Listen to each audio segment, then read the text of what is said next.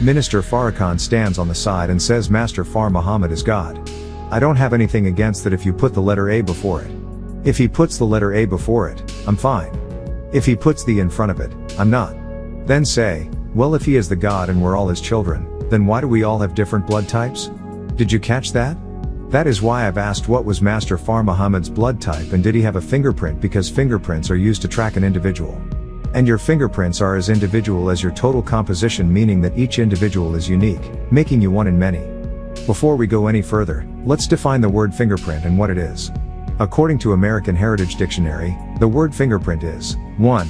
An impression on a surface of the curves formed by the ridges on a fingertip, especially such an impression made in ink and used as a means of identification. 2. A distinctive or identifying mark or characteristic. 1. To take the fingerprints of. 2. To identify by means of a distinctive mark or characteristic. According to New Grolier's Multimedia Encyclopedia, says the following about fingerprints. Fingerprinting is the science of using the friction ridge patterns on the fingertips for identification purposes, and is one of the earliest forms of scientific evidence to be recognized by courts of law. An individual's 10 fingerprints form an indelible, unchangeable signature, and fingerprint records can be used for identification, despite changes in an individual's appearance or age. The present system of fingerprint classification derives from the system published in 1990 by Sir Edward Henry of Scotland Yard. It is based on the classification of 3 general patterns, arches, loops, and whorls, which are subdivided into types. This subdivision is extended by ridge counts. Fingerprint cards are filed according to classification type, and the cards can be retrieved by computer networks for comparison with new, unidentified fingerprints. One of the most important uses of fingerprints is to prove a suspect's presence at a crime scene. Oil or perspiration of the friction ridges is often transferred to objects handled at a crime scene. The medical use of fingerprints is also being explored, since some genetic conditions such as Down syndrome have long been associated with certain types of print patterns. The technique known as genetic fingerprinting, based on the unique DNA profile of an individual, has nothing to do with fingerprints. Because each person, except for identical twins, is formed from different combinations of the genetic material from 2 family lines, the pattern of sizes of the fragments from an individual is unique and can serve as a DNA fingerprint of that person. DNA fingerprints are obtainable from samples that are as much as 4 years. No 2 human hairs are the same, no 2 humans' teeth are the same. No one's feet, hands, legs, internal organs, veins, cells, saliva or skin is the same. Not even a set of identical twins share the same fingerprints. Although they are born from the same parents and share the same placenta inside the womb, they are still composed of 2 separate genetic makeups. Even if there is a slight difference, there is a difference, and this is what makes each individual unique. Your fingerprints are composed of both your mother's and your father's genetic makeup. Although you came through your mother and father, your fingerprints are still not the same as theirs. Remember the O.J. Simpson case?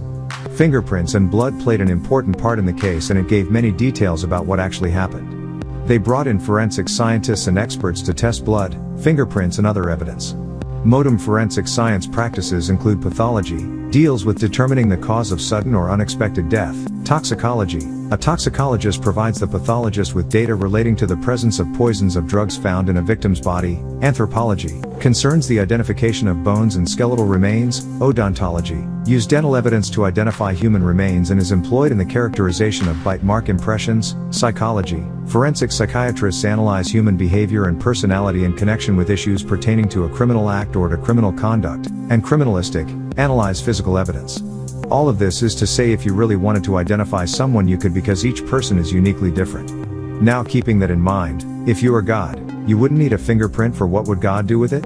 This would mean that Sweet Daddy Grace, a man claiming to be God, Father Divine also a man claiming to be God, and Master Far Muhammad, who others claim was God in flesh as well as Jesus, had fingerprints like any other human beings.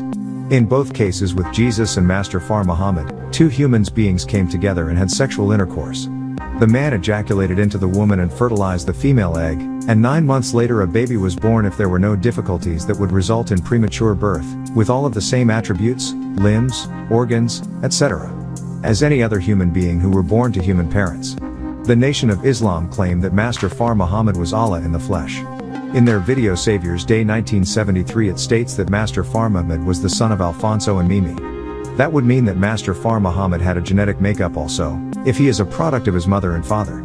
How could Master Far Muhammad be Allah in the flesh, if he had fingerprints, if fingerprints are the genetic makeup of his parents, which is a fact of genetic engineering, who came together at a certain time and conceived a child being Far Muhammad? So, what you are indirectly saying is that your God Allah has a genetic makeup. And by saying that your Allah has a genetic makeup would mean that he can be duplicated, which is a process called cloning. The point I'm trying to make is, how could you state that Far Muhammad is Allah in the flesh, when he indeed had all the characteristic of any other mortal human being that walked the face of this earth? When he was arrested he went through the same due process of law as any other human being. Mugshots were taken, fingerprints were taken, his name and identification was taken. If this is God or Allah, why is this happening to him? Is the only reason why Master Far Muhammad had a fingerprint was so that he can be identified in the event he is arrested? No, I don't think so.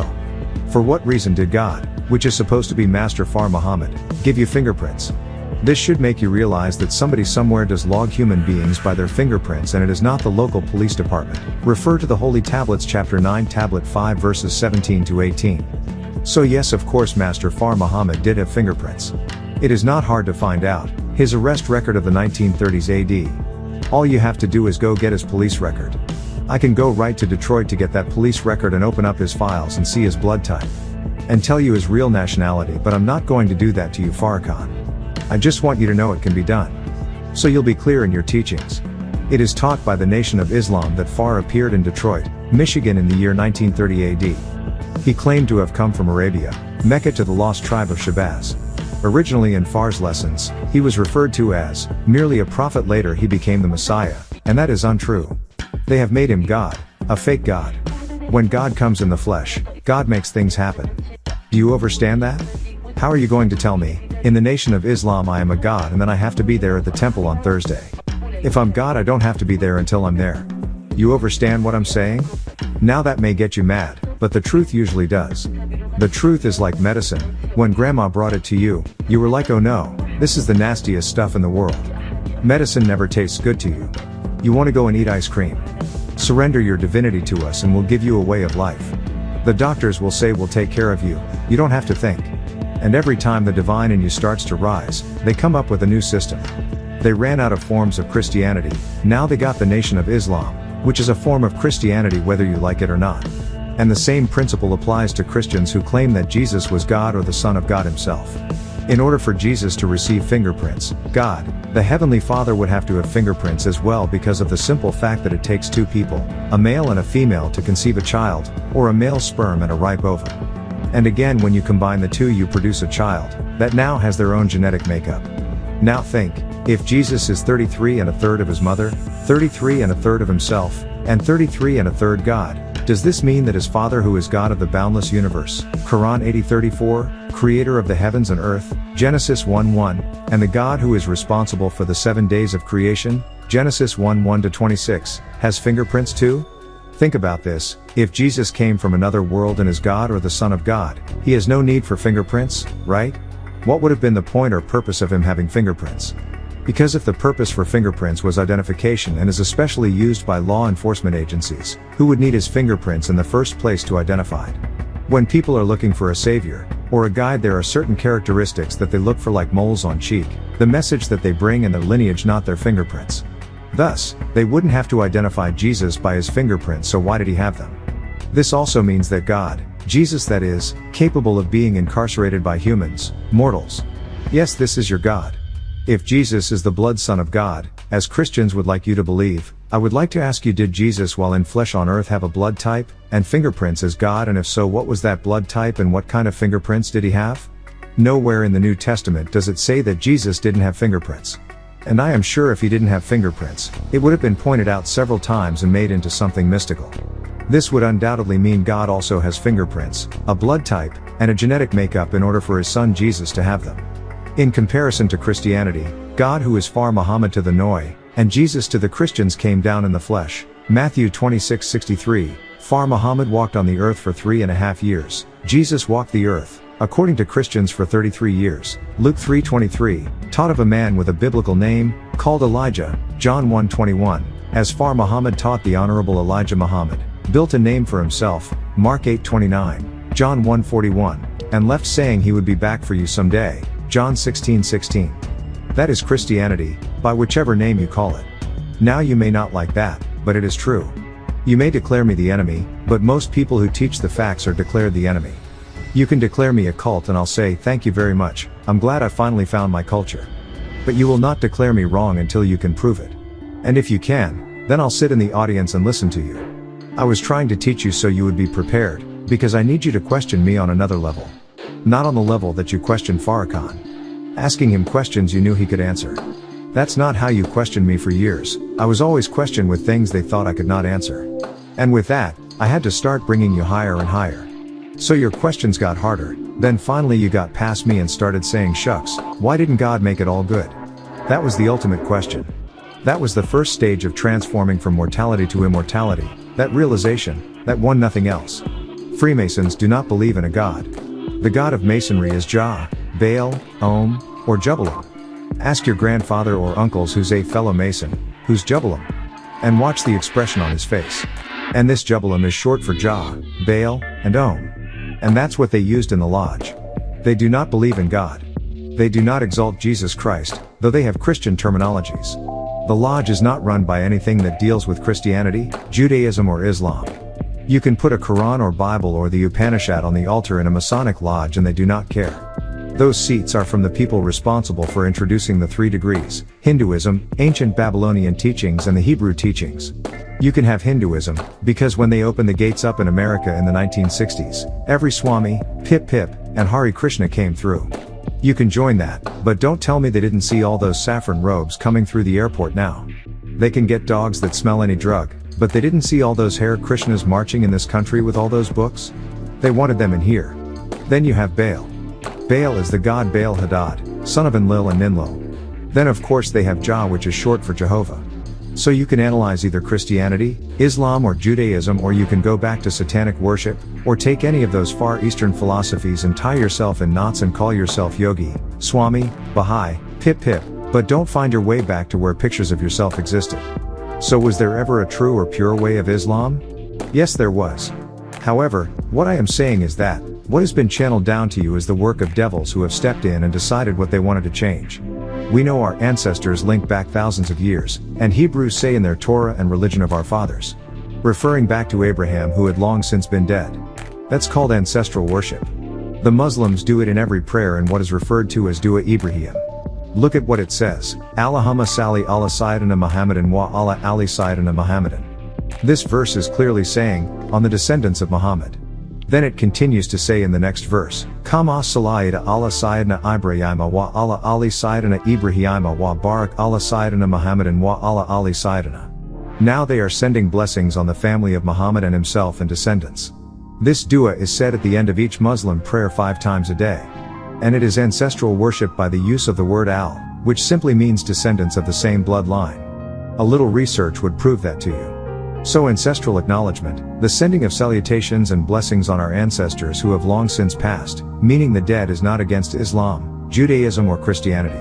So don't tell us we're wrong for acknowledging our ancestors or them collectively as Anunnaki, which the Torah calls Elohim in Genesis 1:1. You chose to acknowledge one of them, Allah, just as you chose to acknowledge one of the prophets, Abraham. You didn't mention Isaac, you didn't mention Ishmael, you didn't mention Job, you didn't mention Moses, and the list goes on.